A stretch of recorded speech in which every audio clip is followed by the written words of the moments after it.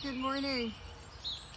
Just want you to, starting a few minutes early just so you can sit and be with me here in my backyard in Albany.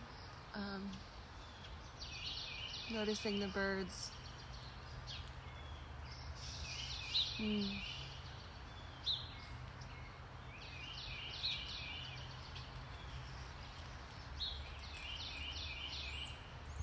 I hope that wherever you are, you have birds, that you can hear birds. You can hear them, and some of you will know what they are. The other day, that was fun.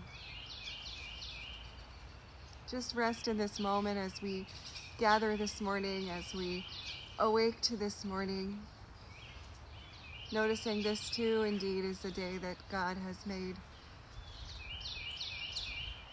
Here in the backyard, oh, I hear the woodpecker. Do you hear it? As we begin here on this Monday morning, I invite you into this space. My name is Pastor Lori Kochanski. I am the assistant to the Bishop for Faith Formation, and we're doing these 9 at 9s, and they've become a grounding place for me, and I'm so glad when I see so many of you also enjoying this space and time for us to notice how God is at work and moving even in this time, especially in this time, always in God's time. I woke up this morning thinking a lot about how I was going to enter this week, deciding a practice or a way to frame this space and time for myself as days start to run into one another. All of a sudden we're met with a specific time and place, a place where we're going to walk together through stories that we have known for a very long time. Some of us our whole lives long. Some are just learning these stories, the ancient stories of God and God's work in creation. In particular, we're learning the stories of Jesus as we walk through this week. So I was starting to think about what in my life and when I really walked with God, and my mind went to a labyrinth. And so as I talk this morning, the practice that I'm hoping to share with you, one that many of you probably already share with me, is the practice of walking a labyrinth, of being present, of knowing that it's a safe space to let go and to enter with a question or intent, or just because you want to just be and pay attention and listen with a clear and open mind.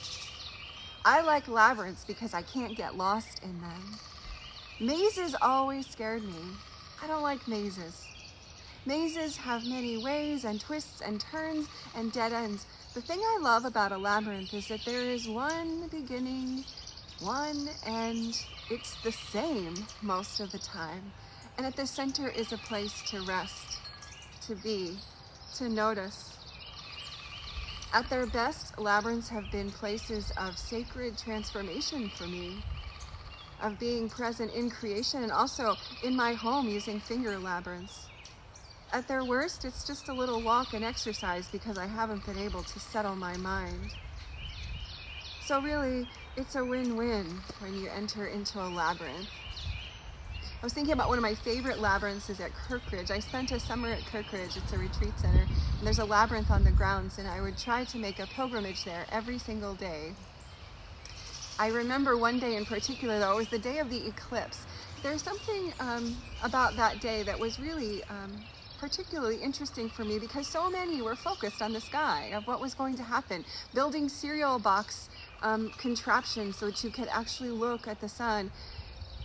I wasn't very good at understanding those contraptions, but I did know I wanted to be outside, and so I made the intention of walking that labyrinth. And I will never forget getting to the center of it and sitting and knowing I couldn't look up because I hadn't invested in those Amazon.com glasses or figured out really how to use the cereal box contraption.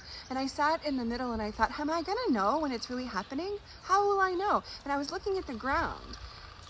But this amazing thing, you hear all these birds that are chirping around me now? Think of it magnified in the middle of a beautiful labyrinth set in this beautiful scene of the woods, and all of a sudden, the birds got quiet and quiet. and quieter. And I knew it was happening. And I saw on the ground the shadows change. So for me, that day was special, sitting in the center of that labyrinth and making my way out and continuing to notice the changes on the ground of the shadows, to hear the birds come back to singing after the eclipse had been complete. So labyrinths, that's where I am today, thinking about labyrinths and encouraging you to find ways to practice that labyrinth this week. Maybe it means drawing a labyrinth in your driveway. Yes, you can do it. Using that sidewalk chalk. I've seen so many interesting messages and rainbows all around the city of Albany as we walk. What if there were labyrinths in driveways, on the street in front of your house that maybe isn't as traveled anymore? What about a big parking lot in your neighborhood? What would it look like to draw a labyrinth there and go and be intentional? Staying apart, of course, but finding ways to be present.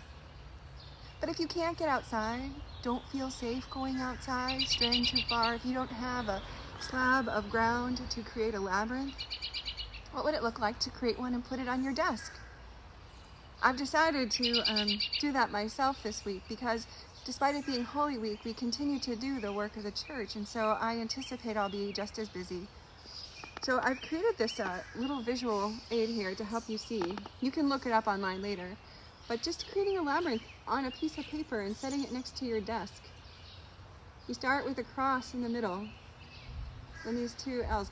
Now, you can look at this later, because certainly I'm going to go through it quicker.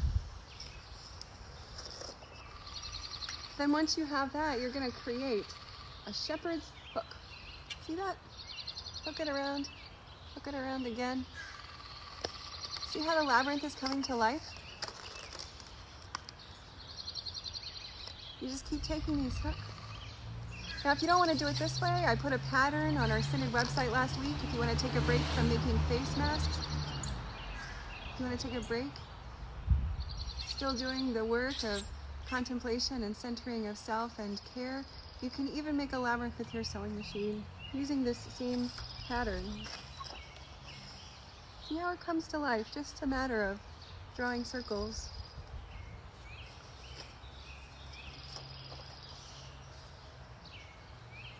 And as the spirals start to happen, you see how it creates. So you can Google it, Pinterest, go through this really slow later. Contact me if you want some help to create this labyrinth. And then once you have it, using your finger, you can gently trace. Or there's something on your app, a labyrinth journey. I just hope you can find that space to enter the sacred walk this week. A walk that has been traveled by so many before us. Holy Week is like that. Like the labyrinth as I described, there is a center for us as Christian followers of Jesus, a center to the walk. And we can trust that it's not a maze that's going to end in a dead end, but it's going to end in that center, that gentle, gracious, love, big, gigantic reminder of Jesus, our salvation. So I bless you on this walk, and I share some words of blessing from one of my favorites as we end this 9 at 9 this morning. Jan Richardson talks of a favorite labyrinth that she walked at the Grunewald Guild, which some of you have visited. And here's a walking blessing for you as you enter the rest of your week. That you will let yourself become lost. That when it looks like you're going backwards, it often does, you may be making progress. That progress is not the goal anyway.